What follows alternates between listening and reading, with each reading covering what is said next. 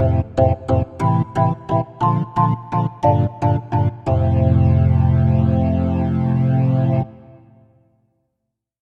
my fellow minor league nerds, and welcome to episode 17 of my Throwback Thursday Cap of the Day series.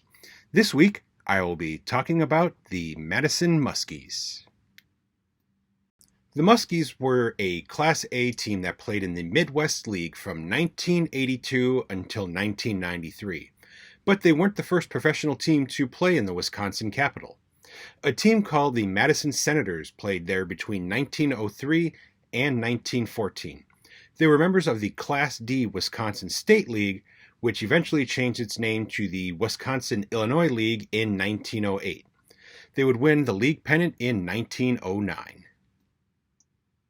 In 1940, a team called the Madison Blues began playing in the Class B Illinois-Indiana-Iowa League, commonly referred to as the 3I or the 3I League. They would have a losing record all 3 seasons while playing at Breese-Stevens Field, which is still standing, currently being used by Forward Madison FC of USL 1. In 1942, they were affiliated with the Chicago Cubs and went 55-62, qualifying for the last playoff spot. They defeated the Springfield Browns 3-1, but would lose in the championship series to the Cedar Rapids Raiders.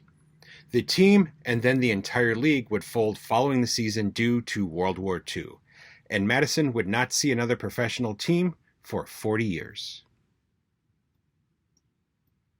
For the 1982 season, the Midwest League would expand from 8 to 12 teams, with the Muskies being one of the new franchises. The other 3 teams that joined the league were the Beloit Brewers, the Springfield Cardinals, and the Danville Suns. They would have a 12-year run while being affiliated with the Oakland A's. They were founded by Bob and Linda Drew. Bob was a former GM and announcer for the Rochester Red Wings. He called the longest game in history played between the Rochester Red Wings and the Pawtucket Red Sox, which lasted 8 hours and 25 minutes and took 33 innings.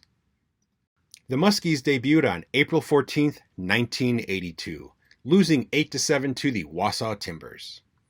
They would play at Breese-Stevens Park while their brand new ballpark, Warner Park, was still under construction. In that first season, they would win the North Division title.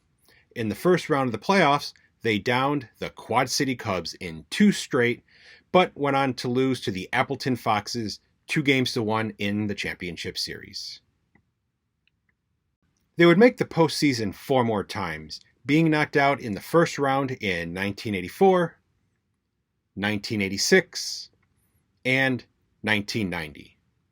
1991 would see them make the championship series again after knocking out the Kane County Cougars 2-0.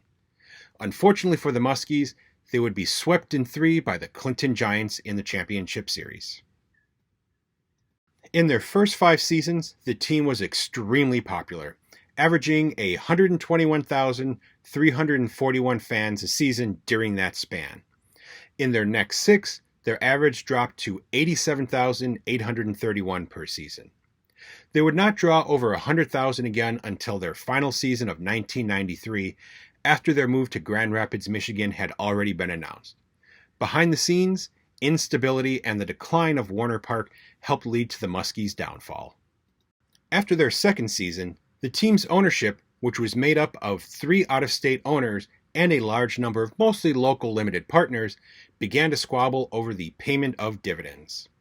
The dispute ended up in court, causing distraction during the 1984 and 1985 seasons, before the team was finally turned over to local ownership. The late 80s saw a boom in minor league baseball as new, more sophisticated investors began purchasing franchises and constructing new ballparks, causing an explosion in franchise values. 1990 also saw Major League Baseball raise the minimum standards for MILB facilities, which Warner Park did not meet. The owners of the Muskies battled with Madison officials over 6-figure upgrades to Warner Park, which never came. Following the 1990 season, they almost moved to Kalamazoo, Michigan, but the deal fell through.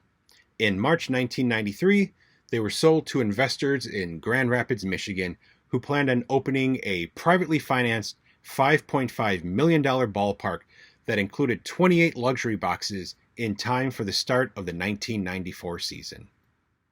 The 80s was a great time to be affiliated with the Oakland Athletics, as they used their homegrown talent to become an American League powerhouse towards the end of the decade, when they won 3 straight league pennants and 1 World Series.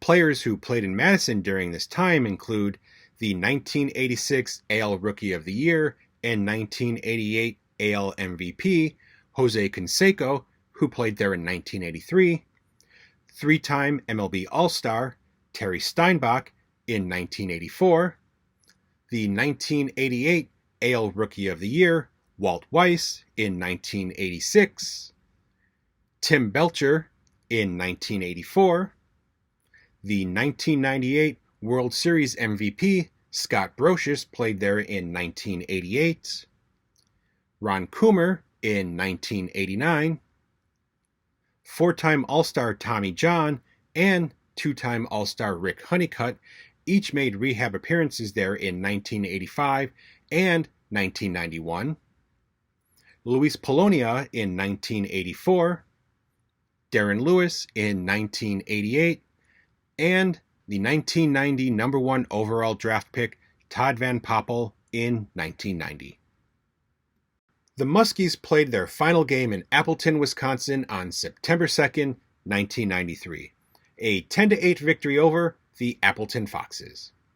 During their 12-year run, the Muskies had an 860 and 786 record for a .522 winning percentage.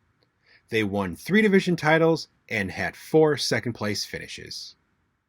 Muskies pitchers threw 2 no-hitters in their 13 seasons.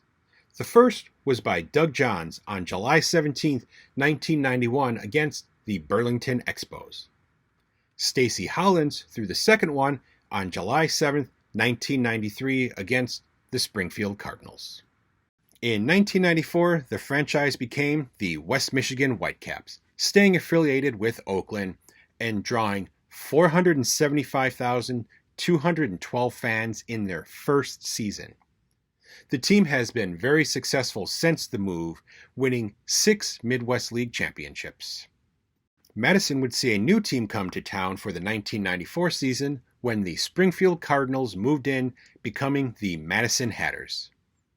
The team went 66-73, only drawing 69,060 fans, which was lower than any of the Muskies' 12 seasons. When it became clear to the team's owners that a new ballpark was not in the cards, the team was moved to Battle Creek, Michigan for the 1995 season, becoming the Michigan Battlecats. In 1996, the Independent Northern League placed a new franchise in Warner Park who took the name the Madison Black Wolf. They would make the postseason in their inaugural season, losing to eventual league champions, the St. Paul Saints, in the first round.